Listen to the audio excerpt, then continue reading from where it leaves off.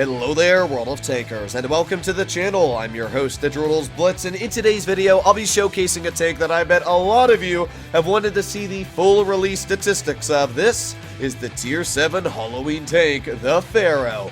I gotta say, it looks quite strong.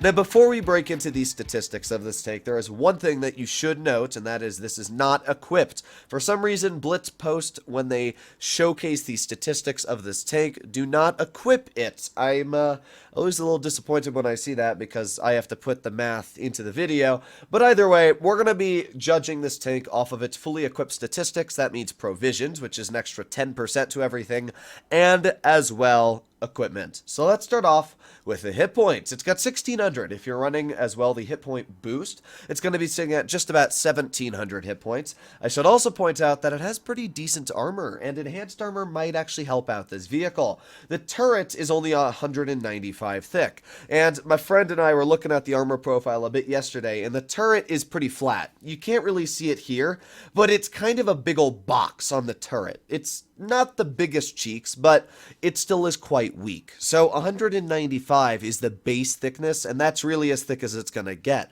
So any tier 7 heavy that has decent penetration is going to be able to penetrate the turret. So it might be better to run enhanced armor and get that little extra 4% boost on that armor, but I also don't think it's really going to make a huge difference. Overall, it's up to you, obviously, at the end of the day. But, yeah, the armor is iffy on this tank's turret, but the hull armor is absolutely fantastic. The upper plate is incredibly thick. It's 126 millimeters at a pretty steep angle. And that means that it's actually about maybe 220 millimeters on the upper plate, quite strong for a Tier 7 heavy. Now, when it comes to the maneuverability, this is where Wargaming kind of led us the wrong way when they showed the original Coming Soon video, because it only said speed 25, but it turns out that's the average speed of the vehicle. It actually is a top speed of 38, which is more reasonable, especially for a heavy tank, and an average speed of 30, or a top speed of 38 is not bad at all, especially because, as we said, this tank is not fully equipped, so if you're running food and fuel, your power to weight's probably going to go up to around 14.5 or so, which won't be too bad at all. It'll be able to reach its top speed. It won't be fast at all, but it'll definitely be better than a top speed of 25, so that's pretty good. When it comes to weight, oh boy, this is a heavy vehicle, weighing in at 65 tons. This will be one of the heaviest tier 7s in the game, and because it has such strong frontal armor as well, I think that this will actually be a really good vehicle for ramming, which is going to be pretty sweet. Traverse speed though, ooh, even with food and fuel, it's only going to turn at maybe like 24, 25 degrees a second. Not a very fast turning vehicle.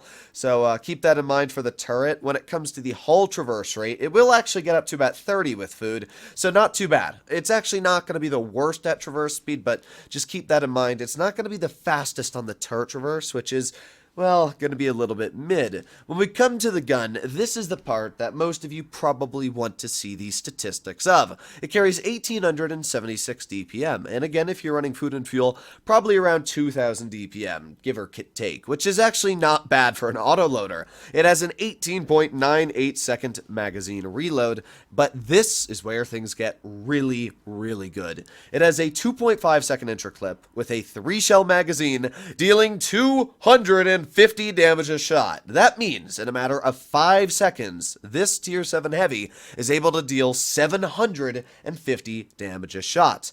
Now, if I'm not mistaken, that would mean that this is the highest clip in tier 7, apart from the AT7, which has that really, really dumb 10-shell autoloader, but that really doesn't count. Apart from that, this is a very, very high damage clip. In fact, it's more than the Annihilator, which does 660 by a lot. That's 100 and basically 15 more. So this vehicle, in I think a decent player's hands, will be stronger than the Annihilator and possibly stronger than the Smasher. For example, if you're able to pen your HE shells, which have 64 millimeters of pen on, let's say, an M41 Bulldog, you're going to deal 990 damage. Yeah, that's pretty dang deadly.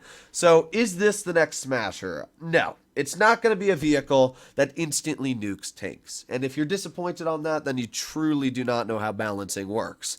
But I do think that this is going to be an overpowered tank. First of all, it's not slow.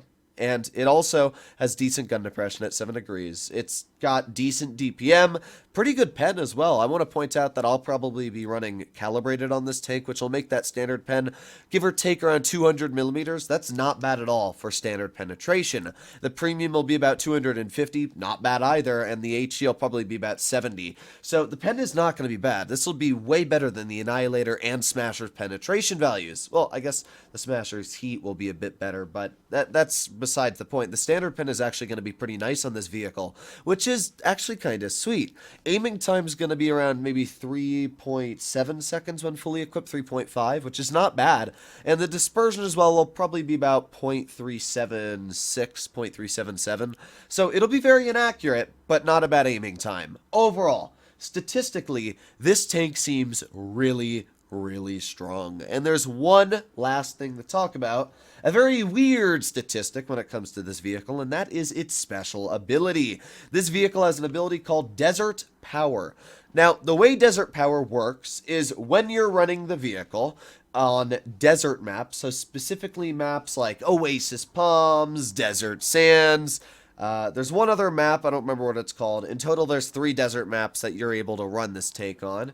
You will get a special boost on speed and other things. So basically, your terrain crossing capacity is going to go up massively, as you can see on road. It's going to go up by 30%. On ground, it's going to go up by 25%. That's a pretty big buff. So any medium terrain, this vehicle is actually going to be kind of like a Type 71 and go very fast. As well, you'll notice the hull traverse rate is going to go up to 39 degrees a second when running this vehicle with the Desert Power, and the average speed is going to go up to 31. So that's actually really cool. On any desert maps, this tank is going to speed along. Not sure why they didn't just make it the normal statistics of this vehicle. One other thing you don't see here for Desert Power is that your repair speed is going to go up to 50% on this vehicle. Another pretty nice boost overall. It's a weird ability because it's only going to work, as I said, on 3 maps out of the 15. I don't know how many exactly there are, but there's a lot more maps than just desert.